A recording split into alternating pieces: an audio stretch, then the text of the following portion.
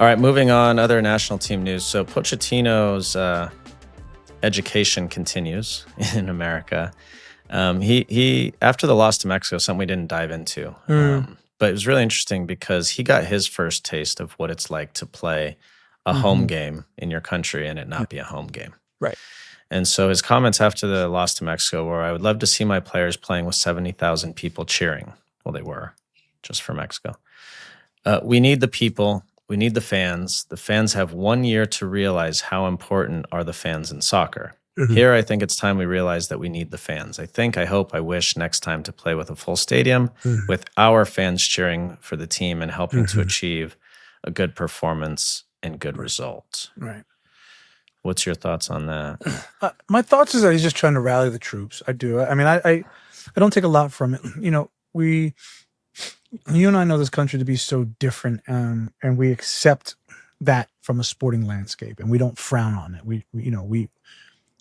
We started with nothing, so more than nothing is something, right? We started playing in empty stadiums, you and I, and then when we get full stadiums, whether they're for or against us, we feel good. You know, I will say something. I will say something to you that will never happen. Poch played for Argentina. There isn't a world that exists where he plays in a home match against Brazil, and the fans are 70% Brazilian in Buenos Aires. Right? Never. Doesn't happen. Never. In England at Wembley, when England plays Germany, there is not a world that exists now or ever where Wembley is 70% full with German fans. That world doesn't work. It never will. But in America, your arch rival can take over the stadium to the tune of 70-30. That's just what we are. That's who we are. I get what he's saying though. Like, I don't mind him banging the drum and being like, "Hey, listen, come out, support us more. We need more butts in seats." Because here's the thing, and I've spoken to people at US Soccer. We talked about the game, and I was at Kansas. I was at Kansas City for US Canada something, whatever, in the fall, right? And I know I get the real part of it where they're like, well, on that day the Chiefs might have played, or there was some sort of NASCAR race, and there was baseball. I don't freaking know, right? But there's always something. And so, you know, what he's saying, what I'm saying, what US Soccer are scratching their heads at from a marketing standpoint is like, why are we playing Canada in Kansas City and there's only 6,000 people there? You know what I mean? Like, forget finals. That's a problem. And you know, so he's rallying the troops. I got no problem with it.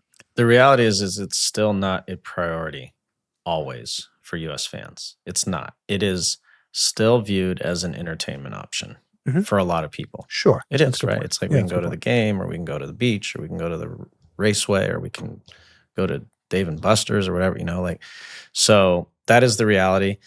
My first thought was just like, we don't even think about it anymore because that's just normal. It doesn't even faze us. But for him, it was probably interesting. And, you know, a lot of those players hadn't played in a game like that. So that was probably interesting. They play in their home MLS stadiums, a lot of them, and they're always full of their fans. So they didn't know.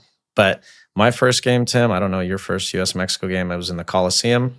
I was 18. There were 65,000 Mexicans out of 66,000 people. Yeah. And it's just like, all right, it is what it is. That's how we roll. Tyler Adams commented on it. He was asked if it hurts the team, and he said, "I wouldn't say it hurts because it's what we've come to expect when we play in certain areas demographically.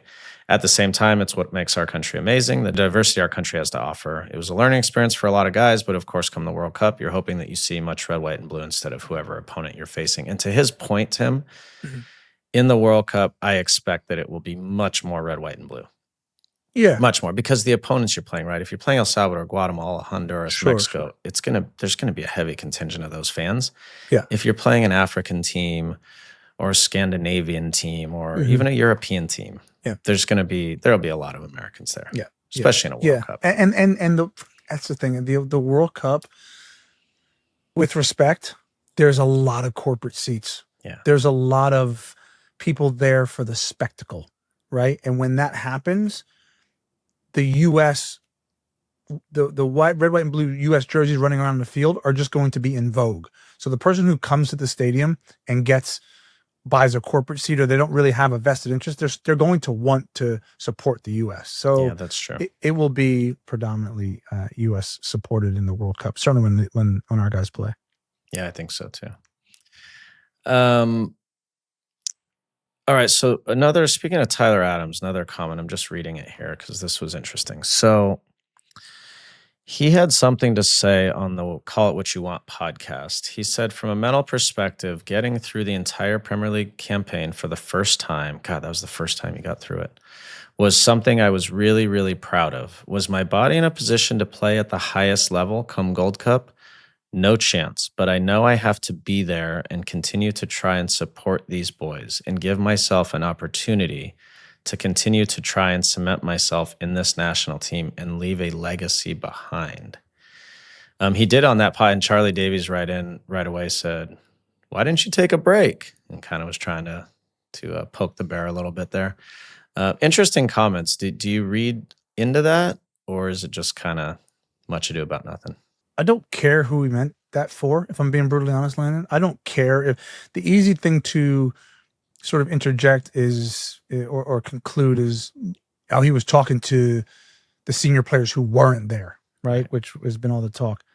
I don't actually care who he was talking about. I just care that it came from his mouth and that's his perspective. Because I want him, Chris Richards said it, I want all those guys to say it. I want the top player. Because at a certain point, LD, you don't have to say it anymore. When you play, as he said, when you play a full Premier League season, and then you play a Gold Cup, and then a Premier League season, and then a World Cup, and then a Premier League season, and qualifying, you don't have to say it anymore. You know why? Because it's speaking for itself. You just do That's it. But for now, I'm very happy to hear him say that. We saw it. I see him every week, but that felt good to hear him say that he wants to leave a legacy, that he was proud, that he wanted to be there, that it was important. That's it. That's all I care about. I don't care who the message was meant for. I'm just glad that he's sending it. I'm glad he's sending it. I want him, I've said this multiple times, to say it to them. Say it to your teammates. Stop. Enough with, and I'm not saying it's bad. It's good that he's saying publicly. Maybe he has. And we don't know. Right. To be fair, we don't know. It doesn't, from the information you and I have, we talk to players, we talk to people in camp, that message is not being said internally from what we understand. Now, maybe there's texts or WhatsApps or phone calls being had. Say that to your teammates. That's what real leadership is. So, and he may be, to be fair.